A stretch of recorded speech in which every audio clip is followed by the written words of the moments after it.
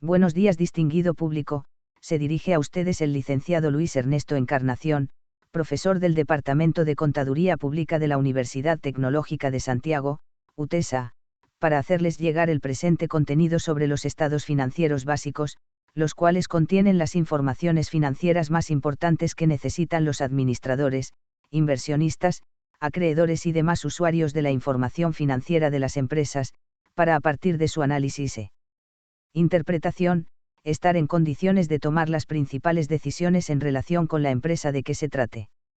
Este contenido va dirigido especialmente a los colegas de la profesión contable, a los administradores de empresas, a los estudiantes de nivel avanzado de las carreras de Contaduría Pública y Administración de Empresas, a los inversionistas, a los acreedores, así como a todas aquellas personas y entidades interesadas en conocer sobre las informaciones financieras de las empresas, a través de los estados financieros básicos, considerados como el producto final de la contabilidad. Para una mayor facilidad en su transmisión, comprensión y entendimiento del contenido de este tema lo he convertido en audio de voz. Pasamos a continuación a presentarles los objetivos de aprendizaje, seguidos de su resumen y explicación, del contenido del capítulo 2, del libro Contabilidad, la base para decisiones gerenciales, 11ª edición, autor Robert Miggs, el cual trata sobre los estados financieros básicos. 1. Explicar la naturaleza y el propósito general de los estados financieros. Los estados financieros son declaraciones de información, en términos financieros, sobre una empresa que se consideran objetivos y precisos. Ellos describen ciertos atributos de la empresa que son importantes para las personas que toman decisiones, particularmente inversionistas, propietarios, y acreedores. 2. Explicar ciertos principios de contabilidad que son importantes para la comprensión de los estados financieros y para entender que el juicio profesional de los contadores puede afectar la aplicación de esos principios. Los contadores preparan los estados financieros aplicando un juego de normas o reglas a las cuales se hace referencia como los principios de contabilidad generalmente aceptados. La aplicación consistente de estas normas permite comparaciones entre compañías y entre años de una sola compañía. Los principios de contabilidad generalmente aceptados permiten una dimensión significativa en la forma como deben explicarse ciertas transacciones. 3. Demostrar la forma como ciertas transacciones de negocios afectan los elementos de la ecuación contable, activos igual a pasivos más patrimonio de propietarios. Las transacciones de negocios dan como resultado cambios en los tres elementos de la ecuación contable básica. Una transacción que aumenta los activos totales debe también aumentar los pasivos totales y el patrimonio del propietario. En forma similar, una transacción que disminuye los activos totales debe disminuir también los pasivos y el patrimonio. La ecuación contable debe estar en equilibrio en todo momento. 4. Explicar que el estado de posición financiera, al cual se hace referencia como el balance general, es una expansión de la ecuación contable básica. El estado de posición financiera, o balance general, presenta más detalladamente los elementos de la ecuación contable básica. Diversos tipos de activos están enumerados y son totalizados. Los pasivos de la empresa se enumeran, se totalizan y se agregan al patrimonio del propietario. El equilibrio de este estado financiero siempre debe estar presente, total de activos es igual al total de pasivos más el patrimonio de los propietarios.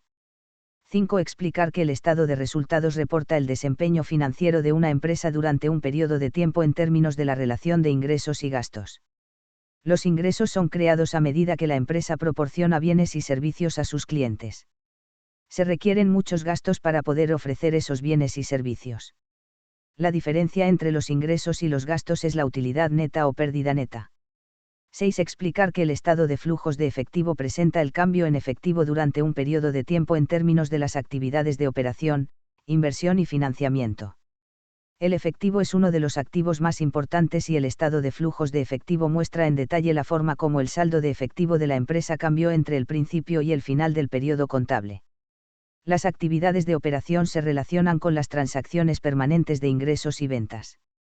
Las actividades de inversión se relacionan con la compra y venta de los diversos tipos de activos, por ejemplo, terrenos, edificios y equipo.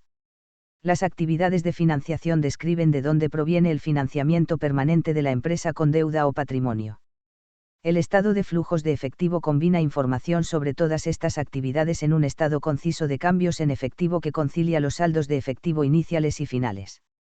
7. Explicar relaciones importantes entre el estado de posición financiera, el estado de resultados y el estado de flujos de efectivo y la forma como se relacionan entre sí. Los tres estados financieros principales están basados en las mismas transacciones implícitas. Estas no son alternativas entre sí, sino que representan más bien tres formas diferentes de mirar las actividades financieras de la empresa que presenta el informe. Puesto que están basadas en las mismas transacciones, ellas se relacionan, o se articulan entre sí en forma muy estrecha. 8. Explicar las formas como un estado de propiedad de los negocios, un solo propietario, sociedad y corporación, y demostrar cómo difieren dichas formas en términos de su presentación en el estado de posición financiera. El patrimonio del propietario es uno de los tres elementos más importantes en la ecuación contable básica. El patrimonio del propietario representa su participación en los activos de la empresa que reporta. Para una empresa de un solo propietario, el patrimonio de propietarios consta únicamente del interés de un solo dueño. Para una sociedad, los intereses de propiedad de todos los socios son agregados para determinar el patrimonio total de propietarios de la empresa. Para una corporación, que generalmente tiene muchos propietarios, la contribución total de la empresa representa su patrimonio de propietarios. En todos los casos, la utilidad neta de la empresa se agrega al patrimonio del propietario. 9. Analizar e ilustrar la importancia de la información no financiera para complementar la información en los estados financieros básicos.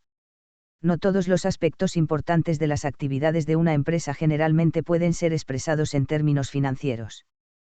Típicamente los estados financieros están acompañados por notas que proporcionan información cualitativa que complementa y ayuda a interpretar la información financiera incluida en el cuerpo de los estados financieros. 10. Analizar la importancia de los estados financieros para una compañía y para sus inversionistas y acreedores y por qué, la gerencia puede tomar pasos para mejorar la apariencia de la compañía en sus estados financieros. Los estados financieros son particularmente importantes para inversionistas y acreedores en sus intentos por evaluar flujos de efectivo futuros de la empresa para ellos. La gerencia está interesada en que la empresa se vea lo más positiva posible en sus estados financieros y puede dar ciertos pasos para mejorarle su apariencia global. Sin embargo, existe una línea delgada entre los pasos que la gerencia puede dar y los que no son éticos o incluso ilegales. En este capítulo usted fue introducido a las transacciones de negocios y la forma como ellas conducen a la preparación de tres estados financieros básicos: estado de posición financiera, balance general, estado de resultados y estado de flujos de efectivo. Estos estados financieros constituyen uno de los productos principales del trabajo del contador y proporcionan a inversionistas, acreedores y terceros información pertinente que es útil en la toma de decisiones. Muchas gracias por la atención prestada a este valioso contenido, esperando que les haya servido para ampliar y fortalecer sus conocimientos sobre los estados financieros básicos y su importancia en la toma de decisiones por parte de los diferentes usuarios de los mismos.